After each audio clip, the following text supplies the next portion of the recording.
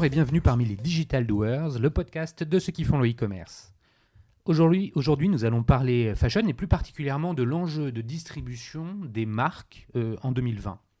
Comment les canaux de distribution se sont-ils adaptés, comment les gère-t-on, quels sont les enjeux du commerce unifié, comment la relation client s'organise-t-elle au milieu de tout cela.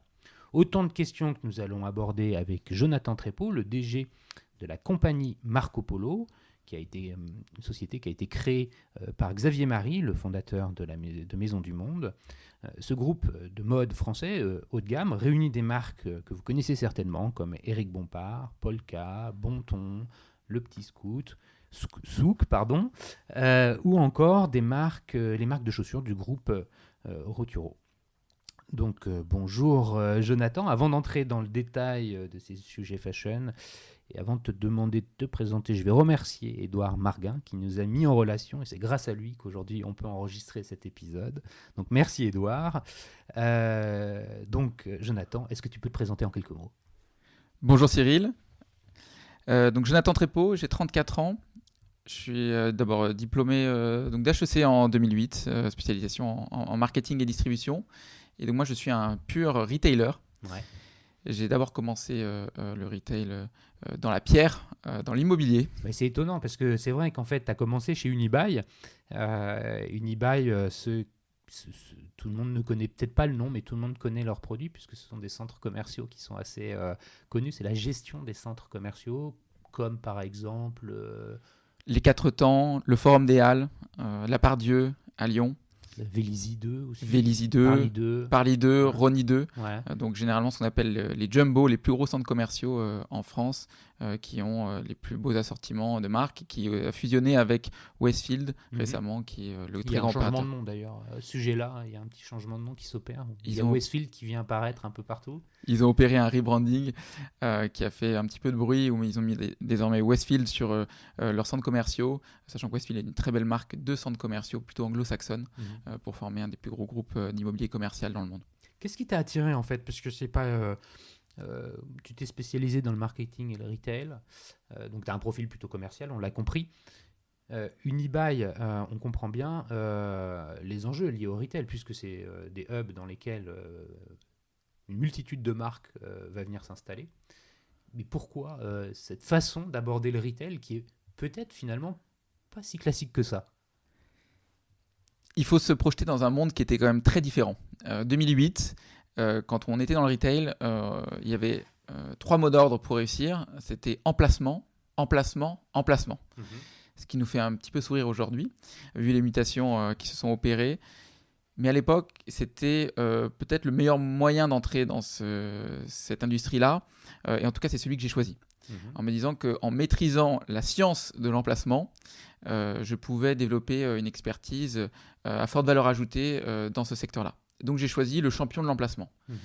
Donc Unibail Rodamco, c'était les plus gros centres commerciaux en France et surtout qui donnaient leur chance plutôt à des jeunes sortis d'école pour opérer ce job que j'ai fait pendant plus de 2 ans d'asset manager, à savoir gérer un centre commercial de A à Z, de la stratégie, de commercialisation, des opérations marketing, des extensions, des rénovations. Alors, attends, mais c'est hyper passionnant, mais j'imagine bien que c'est pas à un jeune diplômé qu'on confie la gestion de Parly 2 ou de Vélizy 2. Tu dois t'insérer dans une équipe et est-ce que tu as des expertises ou alors tu es complètement transversal sur tous les sujets d'animation de ces centres commerciaux ? Alors on s'appuie sur des expertises internes, mais le chef d'orchestre, c'est l'asset manager. Et aussi surprenant que ça puisse paraître, on le confie cette responsabilité à des profils qui sont très jeunes, avec une idée qui était déjà assez intéressante et qui j'ai pu retrouver dans d'autres entreprises plus tard, l'idée que finalement dans un secteur qui est vieillissant, l'immobilier, si on veut le disrupter, et c'est ce qu'a réussi à faire Unibail Rodamco et notamment avec son patron de l'époque, visionnaire Guillaume Poitrinal, il fallait surtout pas suivre les règles du passé, et donc pourquoi pas donner leur chance à des jeunes qui ont envie, qui ont des idées neuves pour pouvoir bousculer un petit peu ce secteur-là et surtout pouvoir raccourcir tous les délais, tous les idées reçues du passé afin d'accélérer la transformation de ces magnifiques actifs. Et c'est ce qui a été fait pendant plus de 15 ans par Unibail. Donc c'est pour ça qu'ils ont donné beaucoup de responsabilités à des jeunes et c'est ça qui était passionnant dans ce job-là et qui attirait d'ailleurs beaucoup de gens talentueux dans cette entreprise et qui ont pu s'exercer sur des produits qui étaient à très forte valeur ajoutée et avec des enjeux intellectuels assez intéressants. Qu'est-ce qui a été pour toi, tu es resté 2 ans, si je ne dis pas de bêtises. 2 ans. 2 ans. Qu'est-ce qui a été pour toi le challenge le plus marquant finalement dans cette expérience Qu'est-ce qui t'a fait sortir de ta zone de confort? Comme tu l'as souligné, c'était la polyvalence. Moi, je ne suis pas un profil d'expert, mais j'aime bien m'intéresser et je suis curieux pour plein de domaines différents. Et là, il fallait avoir des solides acquis en termes de modélisation financière, mais également en termes de négociation, c'est là où j'ai appris à négocier, mais également en termes d'architecture ou design pour parler avec des plus grands architectes français sur des projets, pour négocier avec des municipalités. Donc c'est pouvoir toucher à ces sujets qui sont très intéressants et être crédible alors même qu'on est très jeune sur ces sujets, alors qu'il y a des enjeux financiers, même dans certains cas des enjeux urbanistiques ou des enjeux sociaux qui peuvent être importants. Parce que quand tu rencontres un architecte ou une municipalité pour parler foncier, parce que c'est bien de ça dont il s'agit, c'est bien de ça dont on parle, et qui voit arriver un jeune de 24-25 ans pour justement comme point de contact, c'est pas toujours évident. Certains ont pu être un petit peu surpris, Ouais. certains ont pu trouver ça un petit peu désagréable, mais je pense que très rapidement, ils se rendent compte qu'en face, il y a quand même une compétence, et puis surtout, il y a l'appui d'un groupe qui est très puissant, et qui a fait déjà ses preuves avec un modèle qui était rodé. Donc en fait, la crédibilité, au début, il faut la construire, et assez rapidement, elle se met en place, parce que simplement, c'est la compétence qui prend le dessus. Et finalement, ils sont aussi ravis de travailler avec des gens qui peuvent être très professionnels, très réactifs, avec une vision, une culture économique et financière importante, puisque l'industrie de l'immobilier commercial a fortement changé et qu'ils ont aussi pris conscience que c'était ces opérateurs-là et ces interlocuteurs-là qui étaient sérieux et qui pouvaient leur permettre de mettre en œuvre leur politique urbanistique ou de faire réaliser leurs projets, puisque des architectes, il faut savoir qu'ils répondent à énormément de compétitions, il y a énormément de projets, en revanche ceux qui sortent de terre, il y en a beaucoup moins, et c'est quand même beaucoup plus gratifiant pour eux de travailler sur des projets qui sont ensuite visibles et qui se concrétisent. Donc savoir qu'ils avaient des interlocuteurs, certes jeunes, certes inexpérimentés, mais en tout cas ils pouvaient lire la détermination dans leurs yeux, finalement il y avait une adhésion qui était assez rapide. Après cette première expérience de 2 ans, tu passes à ta seconde expérience, qui là est majeure, puisque c'est, si je ne dis pas de bêtises, à peu près 7 ans. Tu vas rejoindre une marque très forte dans le retail et dans le fashion, qui est The Couples. Et si je ne dis pas de bêtises, qui a été racheté récemment par Lacoste, non ? Le groupe Moss Frères, qui est également propriétaire de Lacoste. Ouais, c'est ça. Tu rejoins The Couples. Alors là, tu changes complètement d'environnement. Alors là, c'est l'opposé absolu. Tu pars d'une entreprise du CAC 40 très structurée, avec une vision très financière, à une très jeune marque de mode qui s'est lancée il y a moins d'1 an, où il y a tout à faire, tout à construire, qui fait 10 millions d'euros, et avec des équipes qui ont des expériences plutôt dans le secteur de la mode.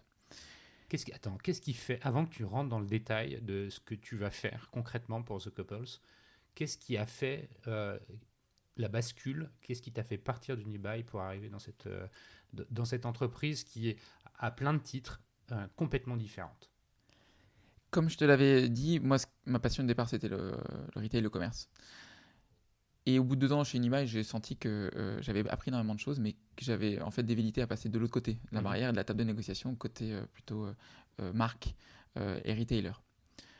Donc j'ai fonctionné en disant quelles sont les marques jeunes, récentes, et qui peuvent faire confiance encore à des profils jeunes, et qui ont le plus de potentiel dans un développement retail. Il se trouve qu'à ce moment-là, The Couples est apparu sur le marché comme un champignon qui poussait partout, qui a eu une déflagration sur le marché de la mode et du retail énorme en quelques mois. J'avais identifié The Couples comme j'avais identifié d'autres marques dans d'autres secteurs, parce que j'étais pas forcément omnibulé par la mode, mais il se trouvait que dans les années 2010, beaucoup de boutiques qui s'ouvraient étaient quand même dans le secteur du fashion. Et simplement, on a eu un très bon fit avec les fondateurs de The Couples quasi immédiat. Il se trouve qu'eux, ils n'avaient pas encore formalisé le besoin d'avoir un directeur du développement, mais ils savaient qu'ils étaient assis sur une mine d'or et avec une traction autour de la marque qui était phénoménale et qu'il fallait accélérer. Et globalement, j'ai sonné à la bonne porte au bon moment. Alors, tu arrives chez The Couples. Quelle est ta lettre de mission? Qu'est-ce que tu fais? Qu'est-ce que tu trouves? Comment tu t'y prends? Alors, chez The Couples, tout était à cette époque-là encore très intuitif. Donc, je vais te le formaliser. J'arrive 24 rue de Richelieu. Je rentre dans le bureau à 10h. Alors déjà, je suis habillé comme quelqu'un qui bosse dans une boîte du CAC 40, alors que j'arrive dans un environnement où tout le monde est tatoué, avec un style incroyable, des vestes fitées, et qui ressemble vraiment au visuel que tu peux voir sur les campagnes au moment du lancement de la marque. Donc il y a déjà un décalage culturel assez important que je me dis qu'il va falloir que je comble rapidement. Et là, on me dit, écoute, c'est très simple, maintenant tu te débrouilles, tu nous as dit que tu étais capable de le faire, nous on te fait confiance. Et c'est quoi ce que tu es capable de faire? Alors tu vas nous ouvrir 25 boutiques en une année. Et d'ailleurs, cet après-midi, je t'ai pris un billet de train, tu vas à Tours pour aller trouver une boutique. Alors je dis, cet après-midi, écoute, on y va d'ailleurs, pose pas tes affaires, on a un train qui nous attend, donc on part directement à Tours. Et donc là, je pars avec Nicolas Dreyfus, qui était le directeur du développement et qui ensuite était le CEO de la marque, qui dit on va le faire ensemble, on y va. Et on va voir ce que ça donne, comment tu comprends la situation, comment est-ce que tu arrives à identifier les opportunités. Et on va faire cette première après-midi ensemble. Épreuve du feu, j'imagine bien. Ouais, j'imagine. Moi, je n'ai jamais fait ce travail-là. Moi, si tu veux, je négociais avec des groupes comme Vivarté, à l'époque Pleine Saturne, sur certaines très grosses négociations. Mais alors, aller chercher des emplacements, En comme peut le faire centre-ville. en centre-ville, un agent immobilier qui connaît son secteur, etc. Et donc là, il m'a testé, donc on a les boutiques, quelle semble la bonne rue commerçante pour toi, quels sont les critères, comment tu observes, pourquoi cette boutique, etc. Et ben maintenant, vas-y, peut-être qu'ils sont à vendre, va leur poser la question.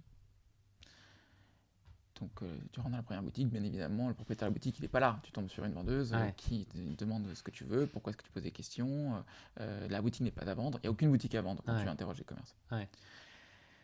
Et donc là, je ressors, je dis, mais non, mais il y a peut-être d'autres informations à glaner quand même. Peut-être que tu peux discuter pour comprendre effectivement si la boutique elle fonctionne bien, quel chiffre d'affaires ils font, quel profil de clientèle, quelles sont les boutiques qui fonctionnent bien. Parce que quand tu parles à un commerçant, il y a toujours quelque chose à apprendre de très riche. Et les commerçants, en plus, souvent, ils adorent te partager leur quotidien, leur savoir-faire.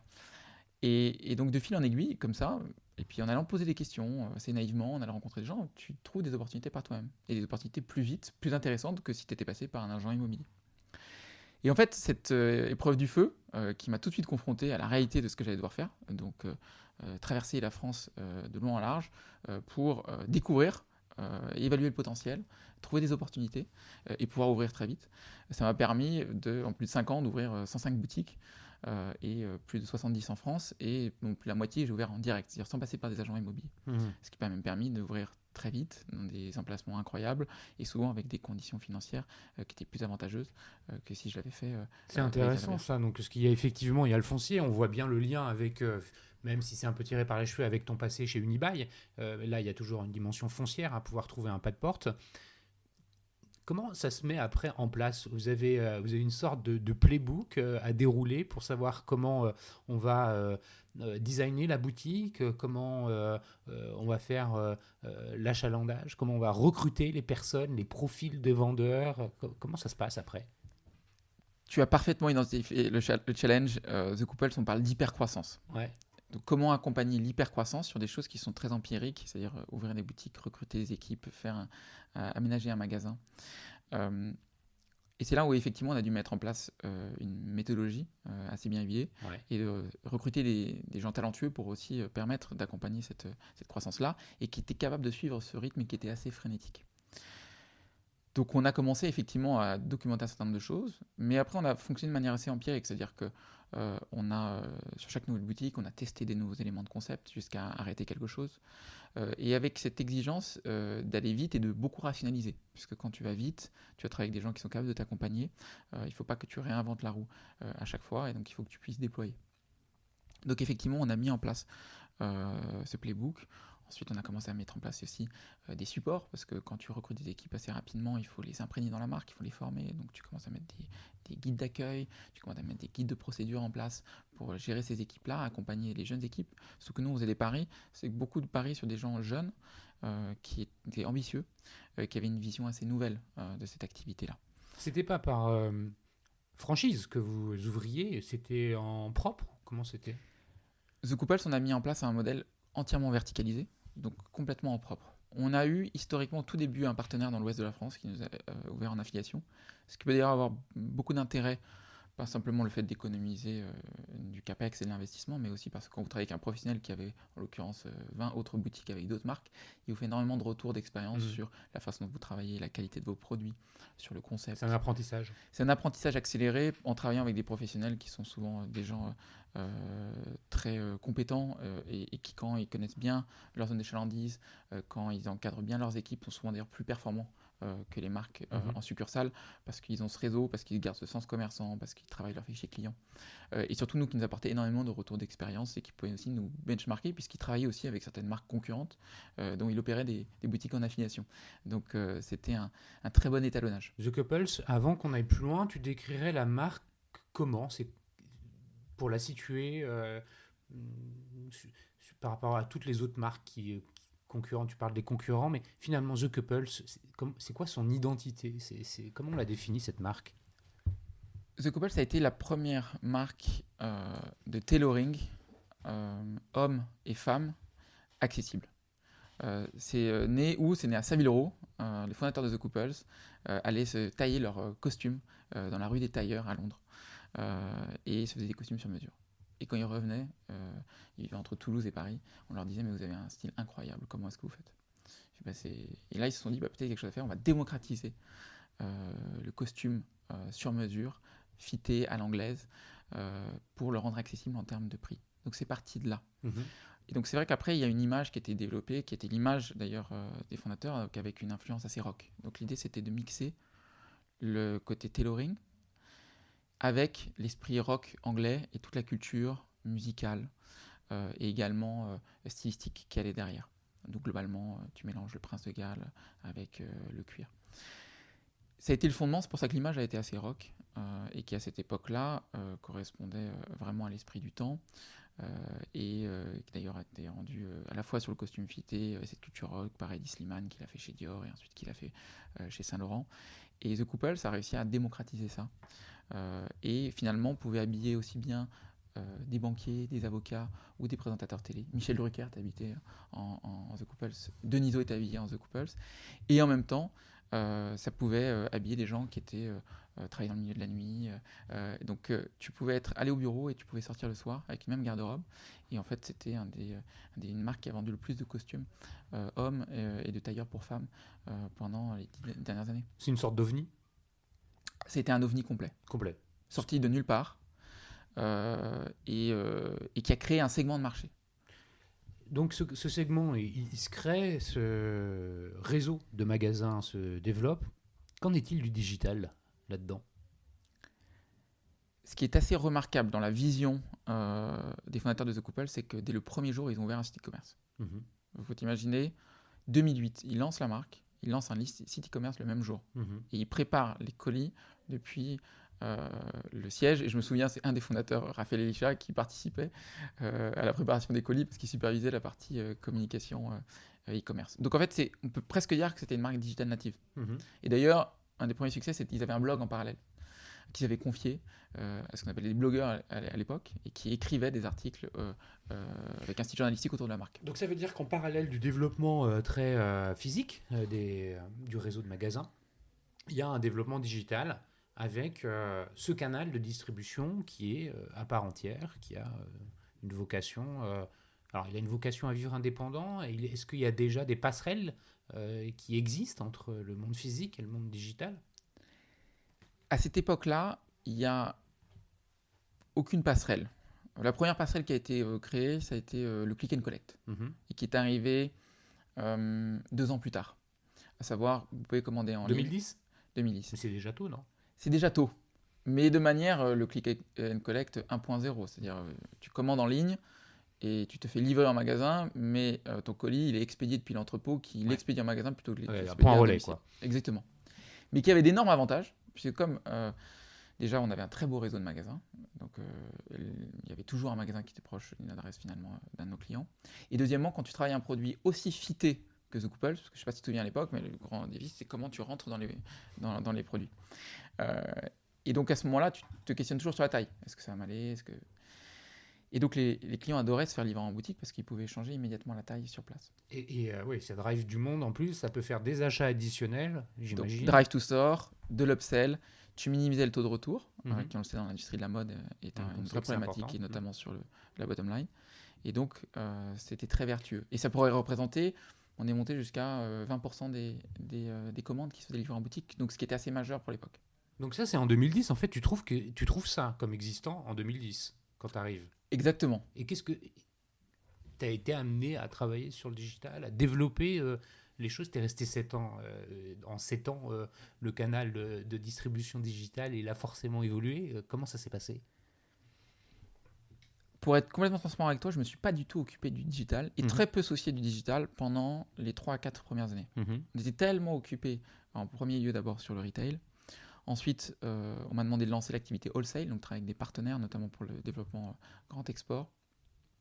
Ensuite, on m'a demandé de lancer l'activité outlet pour déstocker correctement les invendus. Et en fait, j'ai commencé à travailler avec les équipes e-commerce parce qu'effectivement, il y avait un certain nombre de sujets communs.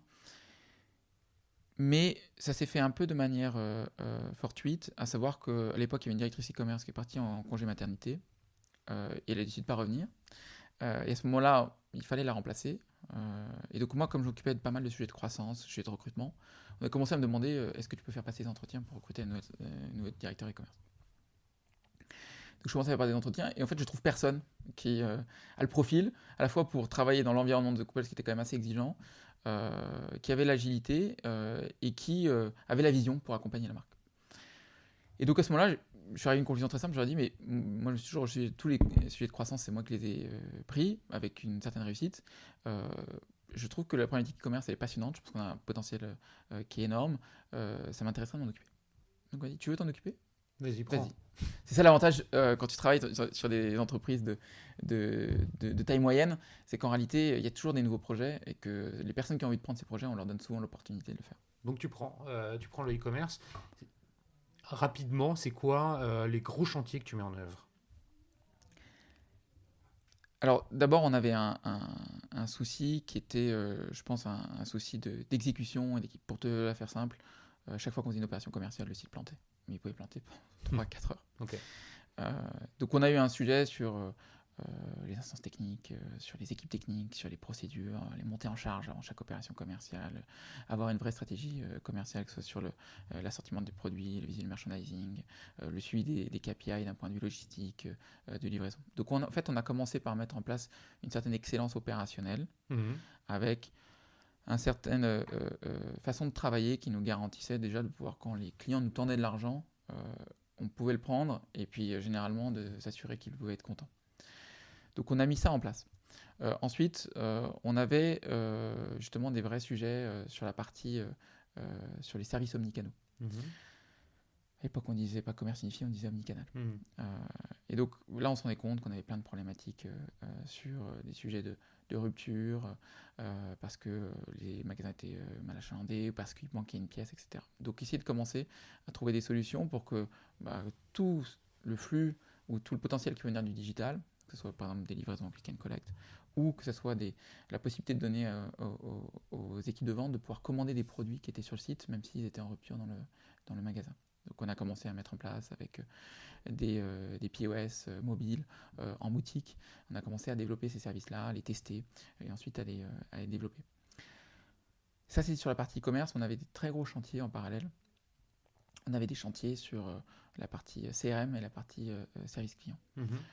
En fait, quand les points problématiques des marques de mode, c'est que comme c'est un secteur qui est incandescent, c'est-à-dire que quand tu as un produit qui commence à fonctionner, quand une marque commence à être désirable, tu te retrouves à avoir des croissances qui sont exponentielles. Et c'est pas rationnel, c'est-à-dire que les gens veulent le produit. Et donc, tout est facile. Et tu essaies juste d'accompagner pour pouvoir proposer le produit aux gens qui le veulent. Et à ce moment-là, la facilité, ça peut te rendre un petit peu paresseux et ça peut te détourner du client surtout. Et dans les marques qui ont souvent réussi très vite, tu n'as pas la culture du client qui est au centre. Tu as une culture de produit qui est assez forte et une culture de marque. Donc là, tu as dû recentrer finalement un peu les choses pour dire attention, quand même, ce qui est important, c'est nos clients. Ce qui est important, c'est nos clients. Intéressons-nous à nos clients. Qui sont-ils? Quels sont leurs cycles d'achat? D'où le CRM, d'où le service client. CRM et service client. Donc ça, c'était les deux piliers. Service client, tu l'as internalisé, tu l'as développé. Comment tu as fait? Il était déjà internalisé, ce qui était un vrai atout, parce que ça nous permettait d'y remonter beaucoup d'informations. Le problème, c'est qu'il fallait absorber les pics. L'enjeu d'un service client, c'est d'avoir la même qualité de service, donc globalement que tu peux traquer avec ton NPS sur toutes les périodes de l'année, et pas uniquement quand tu es au mois d'août et qu'il n'y a personne, mais justement quand tu es sur un premier jour de solde. Ça, en revanche, c'est un énorme enjeu parce que ton élasticité, tes personnes ne peuvent pas prendre Bien plus sûr. d'appels. Donc c'est là où on a mis en place un modèle hybride avec des experts en interne Et une délégation. et une délégation en externe avec une vraie proximité pour pouvoir absorber ces pics-là et s'assurer qu'on allait aussi plus loin dans le service, donc mettre en place des services comme du chat pour faire de l'avant-vente, que tu vas confier à des gens en interne, parce qu'ils sont qualifiés, parce que c'est des passionnés du produit, parce qu'ils connaissent la collection par cœur, que tes incitants niveau 2, niveau 3, tu vas les basculer en interne, mais tout ce qui a très faible valeur ajoutée, avec des touchpoints qui peuvent être soit automatisés, soit sur lesquels il y a des enjeux qui sont moins forts, c'est où en est ma commande. Vous avez un numéro de tracking, je vais vous montrer comment le consulter. Donc là, si je dois résumer, tu remets le client au centre. Remettre le client au centre, c'est avoir un service client, c'est de les connaître, un CRM, avoir un service client compétitif. Et puis derrière, il y a les sujets, t'en parlais, d'omnicanalité, c'est-à-dire une distribution qui petit à petit va caler de plus en plus aux attentes et aux besoins de vos consommateurs. L'enjeu était là, parce que nous, on avait la chance d'avoir des clients qui étaient très orientés sur le digital, puisque le cœur de clientèle de The Couple, c'est une population entre 25 et 40 ans.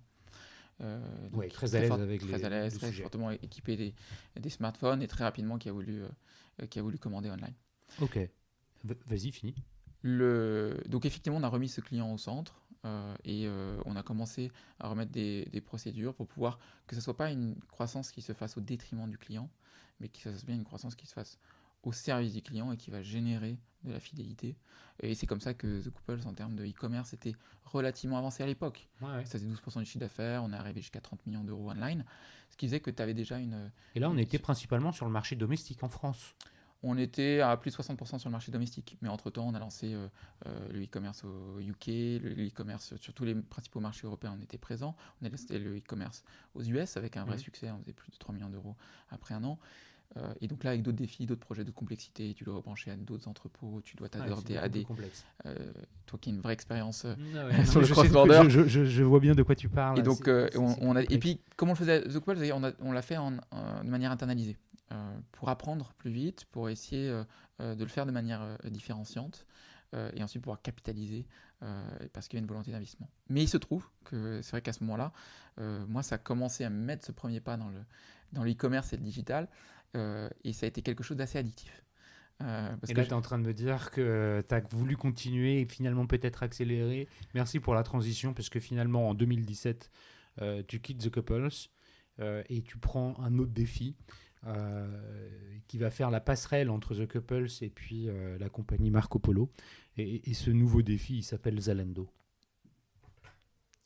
2017, c'est vrai que moi, je commence à voir Zalando dans le paysage qui survient. Et d'ailleurs, à l'époque, on m'avait demandé est-ce qu'il faut travailler avec Zalando chez The Couples et j'avais dit non.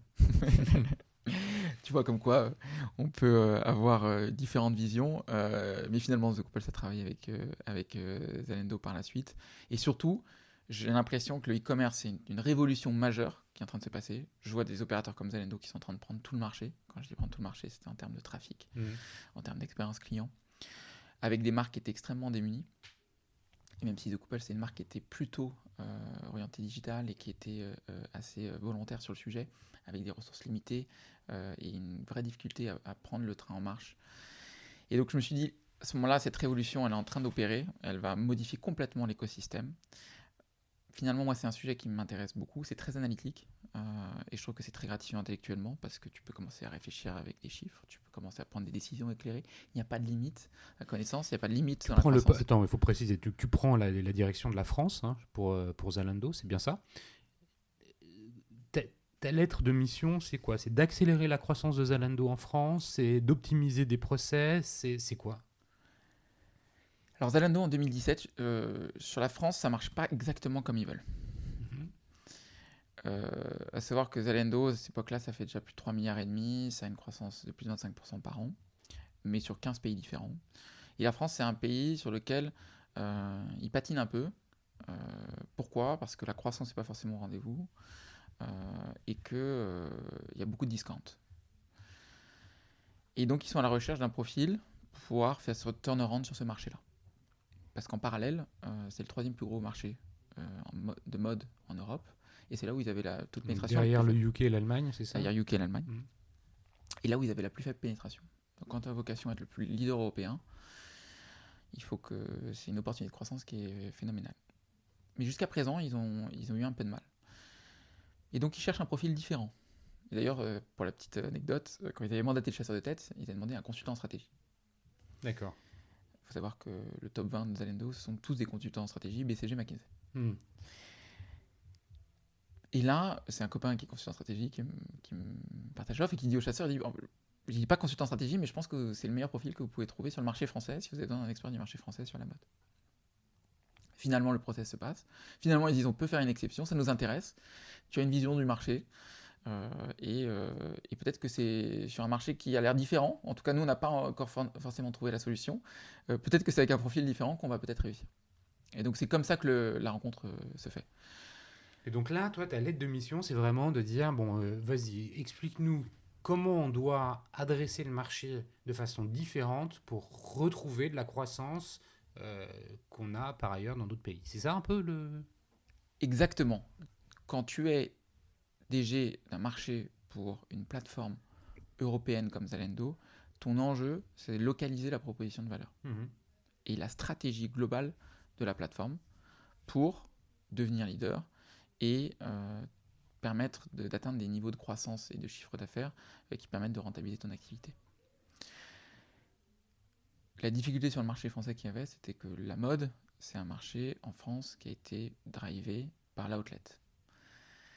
Leader de la mode encore en France, c'est Vente Privée. Qui fait plus d'1 milliard de ventes de mode sur le marché français. C'est phénoménal. Et c'est le seul marché au monde où c'est le cas. Numéro 2 pendant longtemps, showroom privé. Les Français ont découvert, et on peut remercier Vente Privée parce que c'est eux qui ont évangélisé le marché, et c'est souvent le plus dur, mais ils l'ont évangélisé le marché en proposant des très belles marques, des collections anciennes avec des discounts supérieurs à 50%. Et ça, ce sont des habitudes, quand elles sont très fortement ancrées, qu'il est très difficile de faire bouger. En revanche, la partie service était secondaire. Parce que quand tu offres du prix, bien évidemment, tu acceptes beaucoup plus de concessions. Le modèle Zalando et la proposition de Zalando, c'est l'opposé. C'est comment est-ce que j'offre un maximum de services pour avoir une expérience qui soit sans couture et que les clients peuvent découvrir la vertu du e-commerce, c'est-à-dire que la vertu du e-commerce, c'est transposer une boutique et un salon d'essayage dans ton salon, chez toi, avec tes amis et tes proches. Et quand tu découvres que c'est ça le e-commerce, c'est là où ça devient extrêmement intéressant. Donc moi, ma lettre de mission, c'est de dire quelle stratégie il faut avoir sur la France pour commencer à développer ce modèle et générer une croissance suffisante pour qu'on ait envie d'investir davantage. Sachant que quand je dis d'investir davantage, c'est assez clé parce que le modèle de Zalando, c'est de tout mutualiser. Toutes les ressources sont centralisées. Donc moi, j'ai dû me déplacer à Berlin. Je vivais à Berlin pendant cette période-là parce que toutes les équipes sont à Berlin. Donc, les équipes Finalement, le bureau français, c'est quoi? C'est un bureau sales? Il n'y a pas de bureau français. D'accord. Il y a eu un bureau français historiquement qui était uniquement un bureau d'achat sur les premières années de Zalando parce qu'il fallait onboarder des marques. Zalando n'était pas un acteur légitime de la mode de départ, donc personne ne les connaissait, c'était un acteur du e-commerce, et il fallait attirer les marques puisque tu as besoin d'avoir une offre. Donc toi, tu dis qu'au début, tu étais basé à Berlin, ça sous-entend que par la suite, tu t'es relocalisé en France? Non, je suis resté tout Toute le ton temps de mon expérience à Berlin. et c'est absolument essentiel. Et moi, d'ailleurs, c'est pour ça que j'ai rejoint Zalando, c'était que je voulais travailler au niveau du siège pour être au cœur de la stratégie, au cœur du réacteur. Et pouvoir bénéficier aussi de l'accès à toutes ces ressources et à ces centres de décision. Deux questions. Qu'est-ce que tu as mis en place rapidement quand tu as posé le constat et identifié la proposition de valeur de Zalando sur le marché français versus les concurrents? Tu parles de vente privée ou de showroom privé avec leur concept de vente exclusive. Qu'est-ce que tu mets en place et qu'est-ce que tu obtiens comme résultat? Alors, je vais commencer par les résultats et je vais te dire ensuite vas-y. Les résultats, ça s'est plutôt très bien passé, puisque au final, on a consciemment accéléré la croissance. Et aujourd'hui, la France est un marché rentable. C'est une locomotive en termes de croissance pour le groupe. Et beaucoup d'ailleurs d'investissements ont été recentrés sur le marché français. Et tu peux voir d'ailleurs que Zalando est de plus en plus visible et est devenu une vraie marque en termes d'expérience client et une référence pour les clients de mode française. Comment on s'y est pris? Alors d'abord, souvent, et tu as peut-être connu ça, quand tu arrives dans une société, tu fais ton rang d'observation, et d'abord ça part des équipes, parce que quand tu as une activité aussi transverse, il te faut des équipes. Et quand tu as un marché qui est un petit peu à la peine, alors que tu as d'autres marchés qui marchent très bien, et que tu as une transversalité dans une boîte comme Zalando, bah, les talents de ces équipes, ils ont tendance à aller vers d'autres équipes, et puis les équipes que tu peux avoir, ça peut être un peu démobilisées. Et surtout, il y a une incertitude, etc. Donc le premier sujet, c'était de remobiliser un petit peu toutes ces équipes-là, et de définir une vision, une stratégie, sur lesquelles il fallait croire et surtout laquelle on allait s'investir. Donc on a remis une remise à plat stratégique. Et la remise à plat stratégique s'est passée aussi par le fait que dire, aujourd'hui c'est un marché qui est très discounté, mais c'est pas une fatalité le discount, c'est juste qu'il faut peut-être le proposer aux bonnes personnes au bon moment, mais il ne faut pas le faire de manière indifférenciée. Et globalement, c'est tout l'enjeu du e-commerce. C'est ma valeur, je la mets où? Je la mets dans du discount, je la mets dans du service. Et à qui je l'offre? Est-ce qu'il va percevoir cette valeur-là et est-ce qu'il va me le rendre? Me le rendre, c'est-à-dire avec de la fidélité, en achetant plus souvent, des plus gros paniers. Et donc l'idée, c'était de dire, on va reprendre l'initiative d'un point de vue de la politique promotionnelle, on va calmer un certain nombre de pratiques historiques. Les coupons, je distribue des coupons partout, donc je peux avoir des coupons pour avoir des remises, etc. Qui a le défaut de créer des clients très opportunistes. Donc je te dis, Zalando, plus gros vendeur d'Adidas Stan Smith. À l'époque, tout le monde portait Adidas Stan Smith. En France, c'était un raz-de-marée. Globalement, le client, il achète une Adidas Stan Smith sur Zalando s'il trouve un coupon quelque part pour qu'elle soit à 5 € de moins cher que sur l'autre. Tu as vendu une paire d'Adidas Stan Smith, tu n'as quasiment pas gagné d'argent parce que tu es un distributeur, et tu n'as pas créé un client fidèle qui la prochaine fois va aller acheter ailleurs. Donc on a eu cette problématique-là de redéfinir la politique promotionnelle. Ensuite, on a localisé la proposition de valeur. C'est passé par quoi? C'est qu'il y a eu l'ouverture d'un entrepôt en local en France, qui a eu un énorme avantage, c'est qu'on a réduit les délais de livraison de 1 jour. Il faut savoir qu'un jour de délais de livraison qui sont réduits, tu peux augmenter ton réachat dans un délai de 90 jours entre 15 et 25%. Donc ça a eu un impact assez considérable, et puis tu peux commencer à proposer par exemple de la livraison en 24 heures.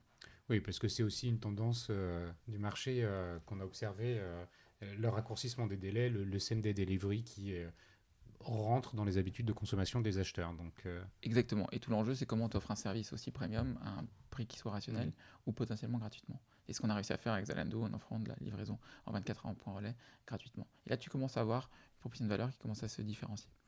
Ensuite, on a lancé des innovations technologiques. Alors là, j'y suis absolument pour rien. J'ai capitalisé justement sur les capacités technologiques très fortes de Zalando, parce que Zalando est avant tout une entreprise technologique avec plus de 3000 développeurs.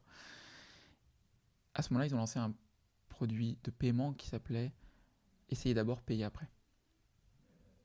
Tu ne payes plus au moment de la commande, tu reçois ton colis et 18 jours plus tard, tu es prélevé uniquement de ce que tu as conservé. Est-ce que ça, c'est possible aussi parce que c'est dans la culture allemande du paiement fin de mois sur facture fin de mois? Exactement, c'est la traduction au marché français de ce qui existait en Allemagne. Voilà. Mais avec un défi énorme qui est le paiement sur facture. Donc c'est un virement depuis ton compte bancaire et tu peux l'offrir à qui tu veux, cette option de paiement, mais parce que tu as accès à son scoring de solvabilité qui s'appelle le Schufa en Allemagne. Donc tu sais si c'est un bon payeur ou pas. D'accord. Quand tu le fais sur le marché français, Comment tu fais pas de virement, c'est sur la carte bleue. Ouais. Et en France, tu n'as aucune idée de savoir si la personne à qui tu le proposes, c'est un bon payeur ou pas. Ouais. Donc tu dois avoir... Il y a une ingénierie en termes de fraud scoring qui est très importante parce que si tu commences à l'offrir à des gens qui ne vont pas honorer ou qui ne vont pas être solvables 18 jours plus tard, tu peux commencer à faire exploser tes impayés et là tu peux faire Et couler ça, le business. tu as observé un changement. C'est un point de rupture pour l'accélération de la croissance, en fait, la mise en place de cette innovation. C'est un game changer. Ok. Pourquoi ? Parce que aujourd'hui, il faut lever toutes les réticences qu'il y a par rapport au commerce physique et à l'achat en e-commerce. Quand tu es dans une boutique de mode, quand tu passes dans la cabine d'essayage, est-ce qu'on te demande de payer après, avant de rentrer dans la cabine d'essayage ? Oui, bien sûr que non. En fait, pour que on l'illustre, c'est un bon exemple, la cabine d'essayage. Quand tu disais tout à l'heure, finalement, c'est apporter la cabine d'essayage dans son salon, c'est de dire, bah voilà, moi je me fais livrer tout un panel de vêtements que j'essaye chez moi. J'ai pas déboursé le premier euro, c'est ça. Exactement. Et le service de Zalando me propose facilement de réexpédier tous les produits que je ne souhaite pas acheter, de conserver ceux que je veux acheter. Exactement comme dans une cabine d'essayage, où en sortant de la zone d'essayage, tu vas déposer dans un bac tous les vêtements que tu as essayés, mais qui ne te vont pas ou ne te plaisent pas, et tu ressors avec seulement ceux que tu veux bien aller payer, et tu te diriges vers la caisse. C'est pour la reproduction de ce modèle-là que tout ça a été développé. C'est la simple reproduction de cette réalité du commerce physique. Ça implique quand même des enjeux assez importants dans la gestion des retours pour vous. Tu es exactement sur le point central. Et pourquoi Zalando est le champion européen de la mode en ligne ? Parce que c'est une entreprise qui a réussi à devenir rentable en étant un distributeur de marques de mode sur un marché domestique, l'Allemagne, où il y a un taux de retour fabuleux, supérieur à 50%. Donc tu peux imaginer ce que ça nécessite comme exécution des retours et de rationalisation et d'optimisation de chacune des opérations pour réussir à mettre en place un modèle rentable sur ce marché-là. Et donc, évidemment, quand on dit mais Zalando est le champion des retours, et parce qu'en fait, les retours, c'est inhérent au e-commerce. Parce que si les gens veulent vouloir découvrir, essayer plusieurs produits, il faut qu'ils aient cette possibilité de faire des retours qui soient gratuits et facilités. Donc, en s'appuyant sur cette, si tu veux, cette force de frappe logistique et sur cette expertise du retour, en fait, on avait la capacité sur un marché français où finalement les retours ne sont pas forcément supérieurs à beaucoup d'autres marchés européens, de pouvoir les favoriser à travers un service qui est aussi valorisé par les clients que essayer d'abord payer après. Est-ce qu'on peut dire, pour conclure sur Zalando et avant de passer sur la compagnie Marco Polo, est-ce qu'on peut dire que, et est-ce que c'est vrai, que finalement en proposant aux consommateurs de Zalando de prendre autant de vêtements qu'ils le souhaitent pour les essayer chez eux, ça va favoriser l'augmentation du panier d'achat. Ce que je veux dire par là, c'est que si tu as 10 vêtements ou 10 tenues devant toi, tu vas peut-être en garder 2, alors que si tu n'avais pas eu l'opportunité de le faire, tu n'en aurais peut-être déjà pas forcément acheté du tout, et si tu en avais acheté, tu n'en aurais acheté qu'une.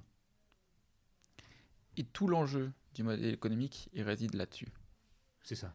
C'est l'augmentation de ce qu'on appelle du gross basket, du panier brut, et du net basket.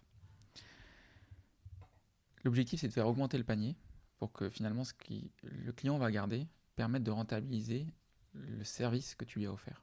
Le service, c'est les personnes dans les entrepôts qui vont faire le picking. Et toute la logistique et la reverse logistique. Exactement. Et tu passes sans savoir que le transport en e-commerce coûte de plus en plus cher. Et même quand tu t'appelles Zalando.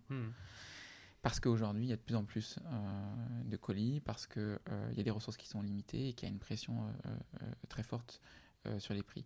Et donc, pour pouvoir rentabiliser ces commandes-là, il faut que le client achète un minimum de produits pour réussir à amortir ses frais. D'où l'enjeu, pour Zalando, qui était d'abord le champion de la chaussure, de très vite s'étendre à d'autres catégories de produits. La mode, le luxe, le sport, la beauté maintenant. Pourquoi ? Pour augmenter aussi ta fréquence d'achat. Parce que quand tu vends que des chaussures, en moyenne, tu vas vendre une fréquence d'achat de 1,6 achats par an. Et ben ça suffit pas à rentabiliser ton business si tu offres en parallèle la livraison gratuite, les retours gratuits, et notamment la livraison 24 heures gratuite.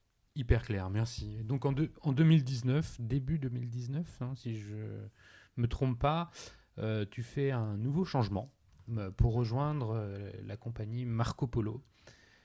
Comment ce changement se fait-il ? Qu'est-ce qui te motive ? Et puis, qu'est-ce que c'est que la compagnie Marco Polo ? On l'a un peu dit en introduction de ce podcast, mais ça nécessite d'être peut-être un peu développé.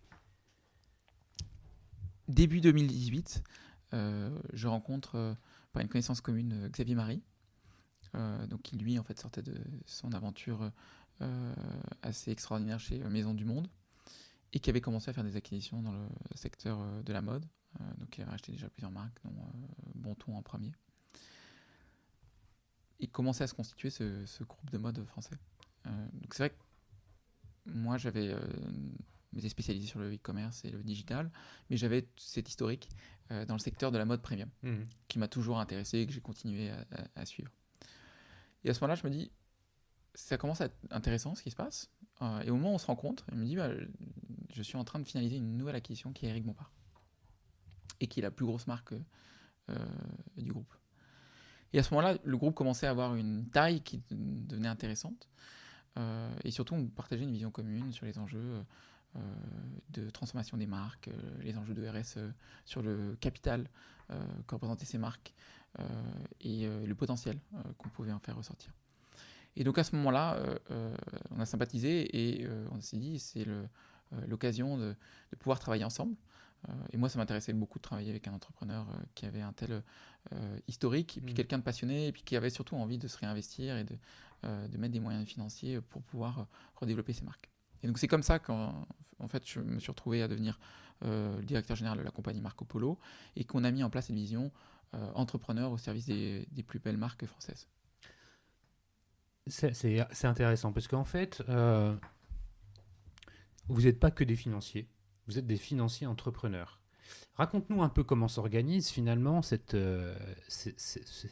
compagnie Marco Polo dans le rôle et la gouvernance qui existe entre l'entité, la holding d'investissement et finalement les marques et comment vous les accompagnez plus que par un lien capitalistique.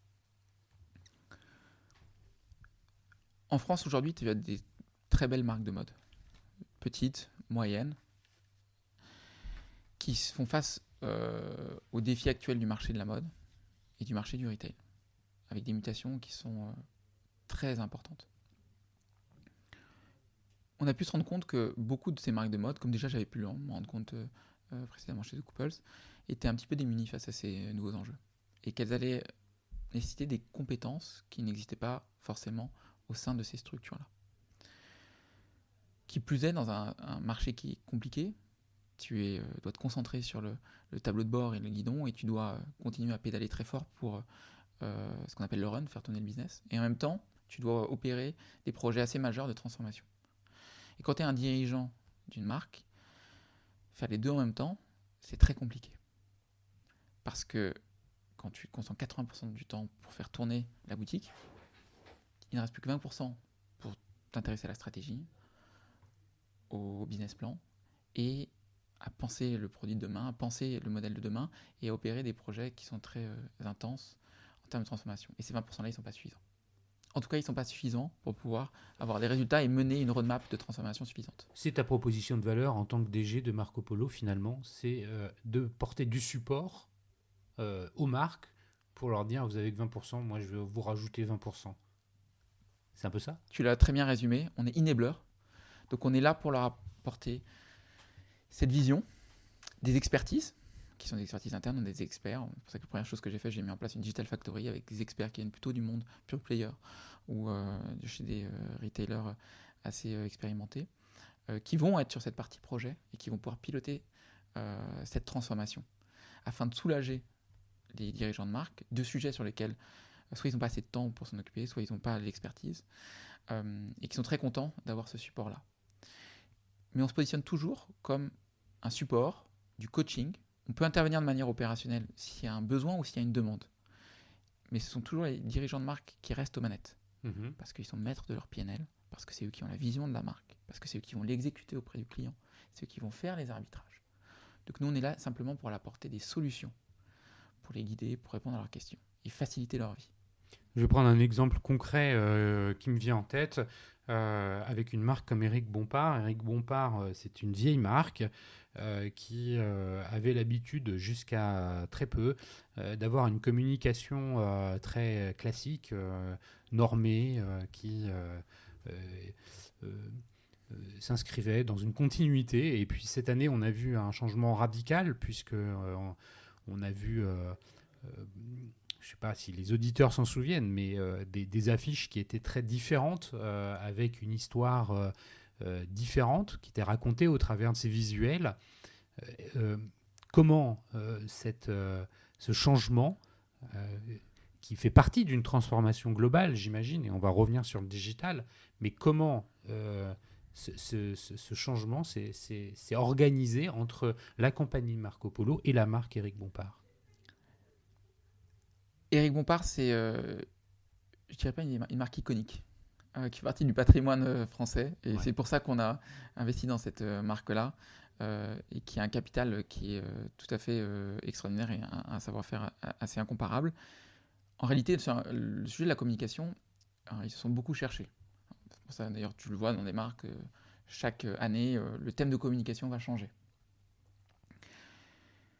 Et donc on a identifié ce point comme quelque chose qui va les faire évoluer parce qu'en fait il y avait un très beau message à véhiculer. Donc on est reparti et là on a fait ce travail-là, on a initié cette volonté de redéfinir une nouvelle plateforme de communication. Et on a initié ce travail de dire qu'est-ce que c'est Éric Bompard, quelles sont les valeurs qui sont à véhiculer et comment est-ce qu'on va le traduire. Et donc c'est pour ça qu'on est parti d'abord de comprendre au niveau par les clients. Et les valeurs, c'est-à-dire c'est la famille. D'abord, il y a de la transmission dans un produit Bompard parce que c'est un produit qui va durer 20 ans et que les mères vont transmettre à leurs filles ou même les petites filles vont recevoir de leur grand-mère. Et ensuite, il y avait un capital qui est un capital bourgeois. Et bourgeois, c'est pas un gros mot. Bourgeois, c'est des valeurs bourgeoises, mais pour les clients Bompard, ça veut dire quelque chose. Simplement, il faut le traduire avec une modernité. Et c'est pour ça que ça devient. On a voulu s'intéresser à ce que c'est que néo-bourgeoisie. Et donc, c'est une néo-bourgeoisie qui ne se prend pas au sérieux. Mais qui a des valeurs familiales et qui aime bien se retrouver dans des moments partagés ensemble et qui a des valeurs comme effectivement la qualité, attachée à la culture française.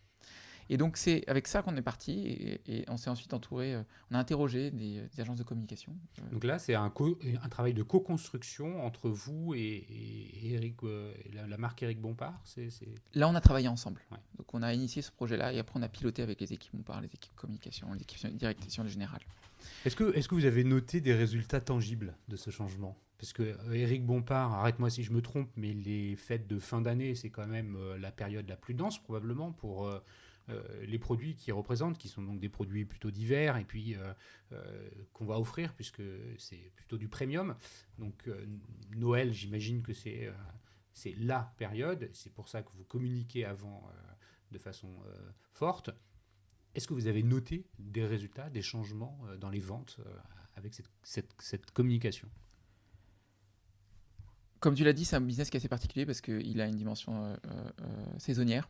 Et donc, tu as une période de l'année sur laquelle tu ne dois pas te louper, qui est de novembre à janvier. C'est pour ça qu'on a lancé cette nouvelle campagne de communication au 1er octobre. On a vu des réactions extrêmement positives avec des clients qui nous ont dit merci, on découvre, on adore. On a envie de découvrir votre nouvelle collection parce qu'on a énormément parlé de travailler sur le produit. On a beaucoup fait évoluer l'offre. Et qui sont revenus en magasin, qui ont réacheté. On a vu le taux de nouveaux clients augmenter considérablement, notamment sur la partie e-commerce, puisqu'en parallèle aussi, on a fait un replatforming e-commerce complet pour qu'il y ait une nouvelle vitrine, une nouvelle plateforme, une nouvelle proposition de valeur sur la partie achat online. Donc on a vu, on a senti ce rebond. C'est-à-dire que plutôt qu'une marque qui allait capitaliser essentiellement sur ses acquis, sur ses clients historiques, avec un risque de pouvoir vieillir avec ses clients, que désormais, elle revenait dans le paysage sur un nouveau profil de clientèle, que des gens qui s'étaient éloignés de la marque revenaient voir ce qui se passait.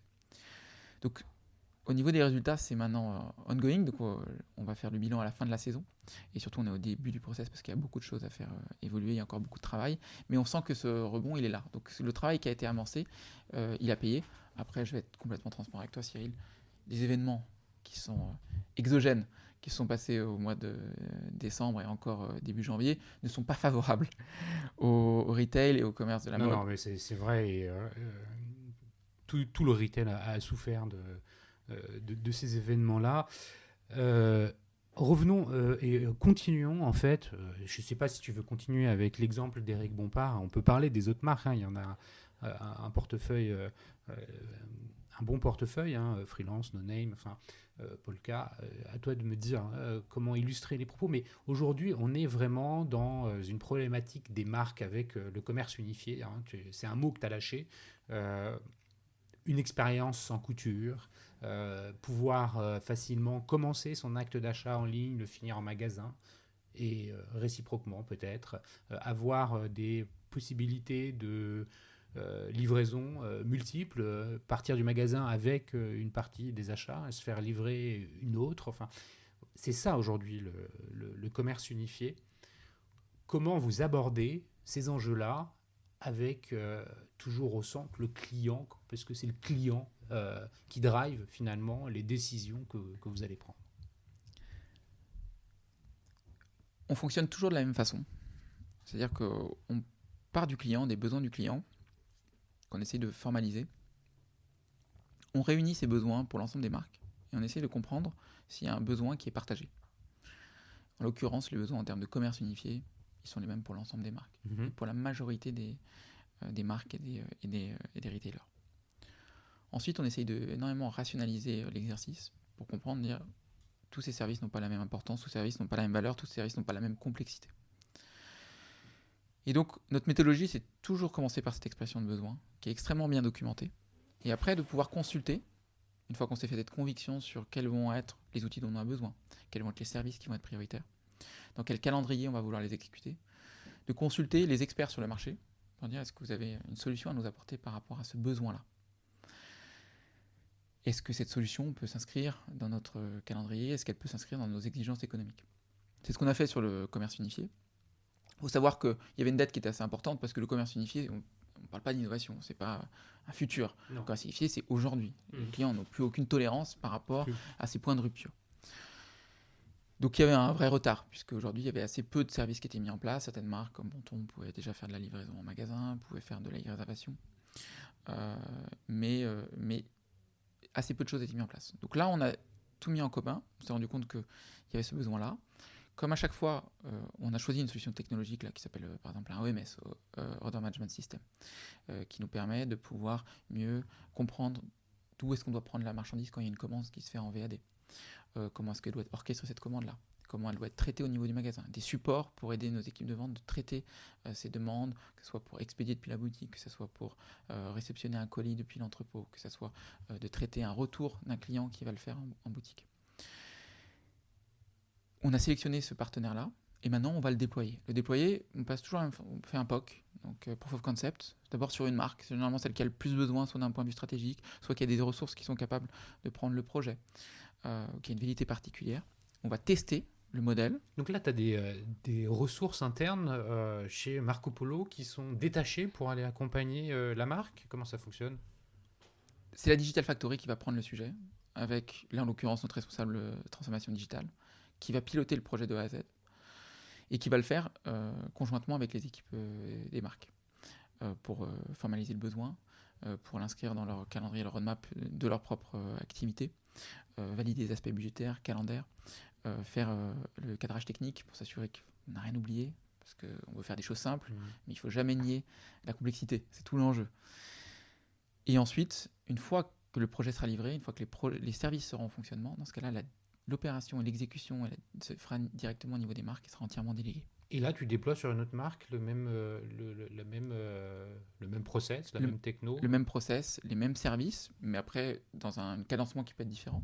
Oh ouais. Il y a des marques qui vont plus s'intéresser à faire de la commande depuis la boutique, quand d'autres, ça va être plutôt de pouvoir expédier une commande e-commerce depuis la boutique. Tu customises en fonction des besoins des marques qui, on le comprend, ne sont pas toutes les mêmes. Dans le cadre de justement de cette relation client, en fait, on vient de voir les aspects canaux de distribution et la façon avec lesquels les clients veulent pouvoir acheter. Il y a un aspect qui, à mon avis, et tu vas, je pense, me le confirmer, vient se superposer à tout ça, c'est l'aspect communication et de marque, hein, et peut-être plus particulièrement les réseaux sociaux. Euh, comment ils viennent pénétrer finalement tout ce système de commerce unifié. Comment on fait pour gérer? On a parlé tout à l'heure un peu déjà du service client, mais aujourd'hui le service client, c'est aussi les réseaux sociaux. Quelque part, on a des clients qui via Twitter viennent nous remonter quelque chose. Comment ces aspects-là, et quand on est une marque, c'est clé, hein, puisque l'image de la marque, finalement, vit au travers de ce qui existe sur les réseaux sociaux aussi. On a parlé de l'affichage tout à l'heure, l'identité de marque, la plateforme de marque, c'est une chose, mais les réseaux sociaux, c'est finalement le corollaire de tout ça, et c'est là où ça va s'animer, ça va devenir vivant. Comment vous faites, vous, pour adresser ces problématiques? On a justement recruté au niveau de la Digital Factory, compagnie Marco Polo, une experte des réseaux sociaux, une social media strategist qui va travailler au service des marques pour l'opérer. Sur les réseaux sociaux, il y a différents volets. Bien évidemment, il y a l'historique, le community management, interagir avec la communauté. Ça peut être beaucoup sur des problématiques de service client. Et plus ton produit est haut de gamme, plus il y a des attentes fortes là-dessus et tu dois pouvoir y répondre. Il y a orchestré les comptes qu'on gère en direct pour communiquer autour de la marque, ses actualités et le content management. Tu as un vrai enjeu de production de contenu parce que les réseaux sociaux sont très consommateurs de contenu, ce qu'on appelle du snacking content. Il y a une vraie addiction, les gens ont besoin de beaucoup consulter de contenu et donc il faut quand même... Tu fais référence à Benjamin et à Franck ou pas? Avec Splasher? Oui, notamment, c'est un très bon exemple, mais parce que ça répond à un vrai besoin. Ah ouais, bien sûr. Et ensuite, tu as la partie influence, qu'il ne faut pas sous-estimer aujourd'hui. Dans le marché de la mode, c'est très structurant dans ta stratégie immédiate. Et là, simplement, tu vas faire appel à des personnes qui vont être prescripteurs par rapport à ta marque. Et c'est d'autant plus intéressant. Les ambassadeurs, les influenceurs? Exactement, les influenceurs qui peuvent être des ambassadeurs dans certains cas, mais simplement qui peuvent être après des relais prescripteurs qui vont te permettre d'aller toucher d'autres communautés et des audiences auxquelles tu ne vas pas forcément avoir accès par des médias traditionnels ou liés à ta base de données historique. Je comprends en fait que dans ce que tu me portes comme commentaire, que Marco Polo gouverne, c'est-à-dire que tu as une spécialiste qui va pouvoir réfléchir, travailler, identifier la façon avec laquelle les marques vont devoir gérer ces aspects de social networks. Et là encore, c'est après les marques qui se débrouillent pour, en interne, gérer les sujets. J'aime pas trop forcément le terme gouverner, puisque comme je disais, nous on est vraiment, on va favoriser. Et on va offrir un cadre de travail et on va essayer de mettre en place une vision. Parce que dans ces problématiques-là, il faut avoir une vision. Le chemin est assez long, il peut être semé d'embûches. Donc si tu commences à zigzaguer, parce que tu as besoin de faire, parce qu'on te dit, mais pourquoi est-ce qu'on n'a pas 100 000 followers sur Instagram? 100 000 followers, ce n'est pas un objectif. Développer une communauté de personnes engagées qui sont fans de ton produit, qui interagissent et qui vont communiquer autour de ta marque et devenir fidèles à tes produits, ça c'est un objectif. Et comment tu le traduis sur les réseaux sociaux? Comment tu le traduis auprès d'une audience qui n'est pas forcément une audience de millennials, qui est entre 15 et 25 ans, qui est la plus grosse consommatrice des réseaux sociaux et notamment Instagram, mais plutôt d'une clientèle entre 35 et 65 ans, qui naturellement n'est pas forcément sur les réseaux sociaux, ou quand elle l'est avec des attentes qui peuvent être très différentes. Donc c'est là où tu dois apporter cette orientation stratégique en posant les choses, en posant les objectifs, et après comprendre quels vont être les moyens, la méthodologie à mettre en œuvre, les ressources, et de pouvoir les mettre à disposition ou de les identifier, pour qu'ensuite la marque, elle puisse les approprier et elle puisse les exécuter. Donc c'est le travail de la social media strategist. Et après, effectivement, les marques vont avoir, elles, leur expertise, leur façon de parler à leurs clients, leur tone of voice, leur propre création avec des personnes qui vont produire des contenus pour eux. Mais ensuite, elles ont un cadre de travail dans lequel elles savent où elles vont et elles vont avoir plus de chances d'avoir des résultats. C'est très clair.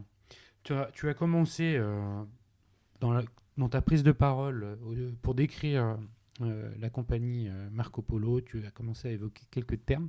Tu as dit RSE. Et c'est un peu le sujet d'ouverture de notre échange.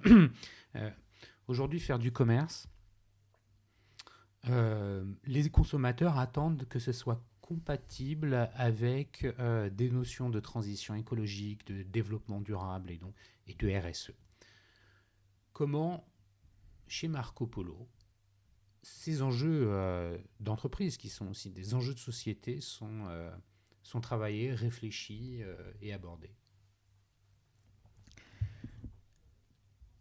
Dans le commerce actuellement, l'équation qu'il faut résoudre, c'est celle des 4 piliers qui sont la qualité, donc le produit, la qualité de l'expérience, le service, le prix et le RSE. Donc le RSE, c'est plus cherry on the cake, c'est maintenant devenu the cake. Faut le dire simplement.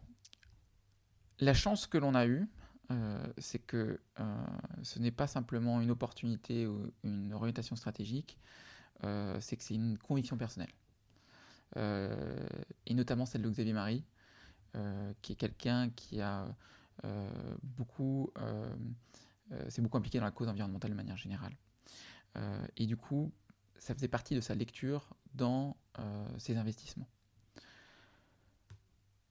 Le RSE, ça devient une réalité quand ça devient un état d'esprit. Et cet esprit, il faut le partager. Et cet esprit, il faut l'animer au quotidien et il faut être courageux pour faire un certain nombre d'arbitrages. Comment ça s'est traduit? Si je te prends l'exemple d'Éric Bompard. Éric Bompard, quand on a acheté cette marque, c'était le leader du cachemire haut de gamme en Europe. C'est déjà un très bel achievement. Notre volonté, notre vision, c'est d'en faire la plus belle marque de mailles éthiques au monde. Donc c'est au centre de la proposition. C'est quoi une maille éthique? Justement, une maille éthique, c'est une maille qui va se fonder dans son modèle de production et de distribution sur des questions de respect de l'environnement et des enjeux sociétaux. Et aujourd'hui, comme tu le sais, la mode, c'est une industrie qui est très polluante. Il y a eu beaucoup de parutions sur le sujet. Donc, il y a énormément à faire. Et tu as les marques, mais tu as toute la filière qui sont à faire évoluer. Mais l'impulsion, elle doit être donnée par les marques, parce que l'impulsion est donnée par les clients, et les gens qui sont en contact avec les clients, c'est les marques. Donc c'est pour ça que symboliquement, la première chose qu'a fait Xavier Marie quand il a créé la compagnie Marco Polo, il a embauché une directrice RSE pour le groupe. Donc ça peut paraître symbolique, mais parce que le chemin il est tellement long et il est tellement difficile que si tu ne commences pas en premier, il y a peu de chances d'aboutir. Ensuite, il y a un très beau capital sur Éric Bompard parce que c'est déjà une marque, contrairement à beaucoup d'autres marques de mode, dont la matière première, qui était le cachemire, est une matière naturelle, c'est très important, prélevée sur des animaux vivants et qui ne sont pas victimes de maltraitance. On a beau dire, et on voit des vidéos assez douloureuses et insoutenables sur des animaux qui sont maltraités, mais aucun éleveur a intérêt à maltraiter un animal, le cachemire, donc il va récolter la laine tous les ans. Et surtout, plus l'animal est bien traité, plus la laine est meilleure. Et le cachemire est beau et il est meilleur de qualité et plus il sera vendu cher. Donc, structurellement, il y a quand même une certaine incitation naturelle à le faire correctement. Malheureusement, en parallèle, il y a des croissances qui sont phénoménales sur la demande, notamment sur le cachemire, qui peuvent créer une pression pour effectivement, à un moment donné, certaines personnes pourraient bafouer un certain nombre de principes assez élémentaires. Donc on a repris cette problématique-là et on a essayé de l'adresser à tout niveau. Quand tu l'adresses sur d'autres niveaux, et là je pense, parce qu'on l'évoquait, le e-commerce c'est du stockage ou c'est de la production, et après c'est de la distribution, et la distribution dans ces process est mécaniquement contributeur négatif à la cause environnementale. Qu'est-ce que vous pouvez, comment vous abordez ces sujets? On les aborde alors, de manière assez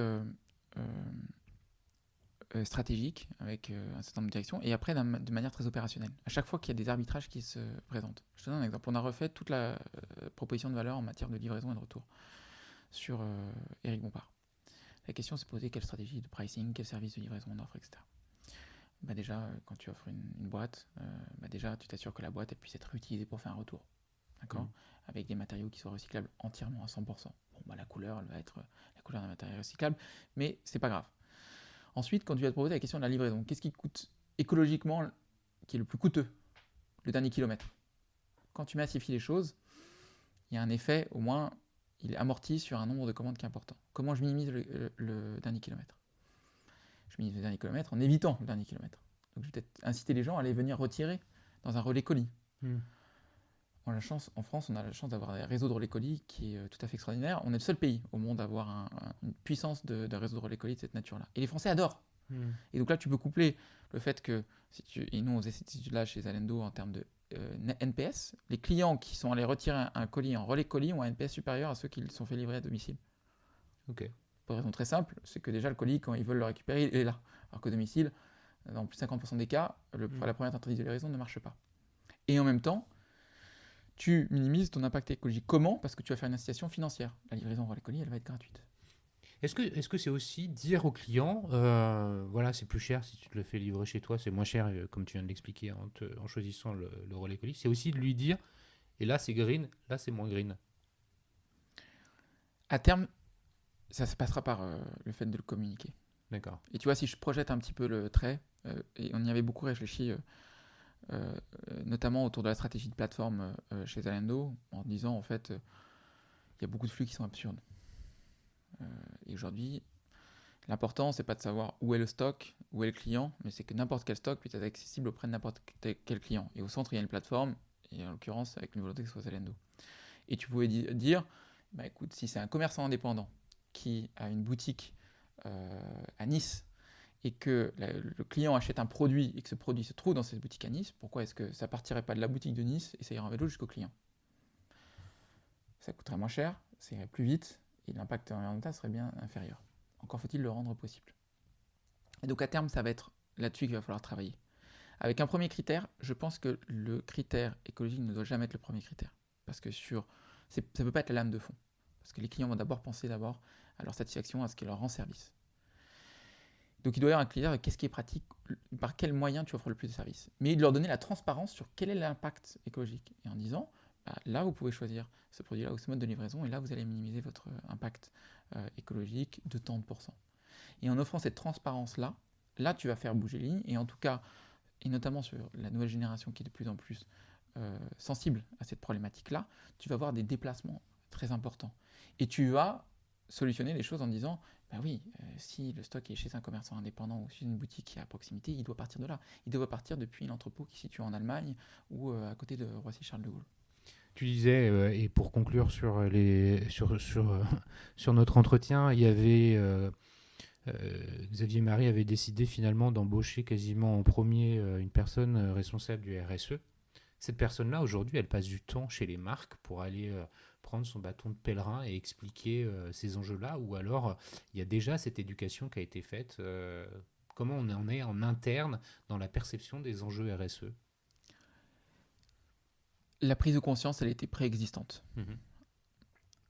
Simplement, ce qu'il fallait, c'était accélérer la démarche et leur apporter des ressources dédiées. Et notre directrice RSE, quand elle va se déplacer pour aller voir les fournisseurs, pour faire des audits en termes de respect de normes RSE, alors qu'ils n'en ont jamais reçu d'aucune marque et qu'ils n'ont même aucune obligation réglementaire de passer par ces audits, elle peut réaliser ce travail-là. Elle peut aller travailler des filières avec lesquelles on n'a pas l'habitude de parler parce que ça prend plus de temps, parce qu'il y a un aspect de découverte. Elle va fixer un cap en disant désormais on fait des cosmétiques chez Bonton, on parle des enfants, c'est des cosmétiques qui sont entièrement biologiques. D'ici 2020, 100% des produits Eric Bompard sont Ecotex 100. Seule marque à être certifiée Ecotex de maille cachemire aujourd'hui sur le marché. Donc c'est là où elle va apporter cette exigence, ce cadre de travail, mais ça partait sur un terreau. En fait, tout le monde était très demandeur. Le sujet, tout le monde a envie de le faire. Tout le monde a envie de mettre en place du commerce. La volonté, c'est comment et à quelle vitesse. Okay. Et là, tu te retrouves à devoir faire des arbitrages souvent avec une urgence business de court terme, avec une urgence économique, parce que tu es dans un marché qui est difficile. Et à ce moment-là, l'arbitrage, il peut se faire au détriment du RSE. Et nous, c'est l'inverse. Le RSE, c'est sanctuarisé. Bah écoute, je pense que c'est une bonne parole de fin. Avant que je ne te remercie, on peut te suivre comment sur les réseaux sociaux? Sur LinkedIn, Ouais. avec plaisir. Ouais. J'essaie de partager les actualités sur nos marques. Il y en a des très belles ou intéressantes. Donc, vous êtes tous les bienvenus. LinkedIn, comme c'est presque le cas pour tout le monde, le premier réseau pour suivre les professionnels. Merci Jonathan pour nous avoir partagé toute ton expérience. Merci pour la sincérité avec laquelle tu nous parles de tes métiers et tu abordes les enjeux du retail et puis jusqu'à ceux du RSE et comment ils sont combinés. Merci beaucoup. Merci beaucoup à tous ceux qui écoutez les Digital Doers. Vous êtes toujours plus nombreux. Je vous invite, comme à chaque fois, à partager autour de vous l'existence de ce podcast. Et pour ceux qui écoutent cette interview sur Apple Podcast, merci de la noter 5 étoiles. C'est important et éventuellement de laisser un petit commentaire sympathique. Ça aide à cette diffusion. Je vous dis à très bientôt. Merci encore.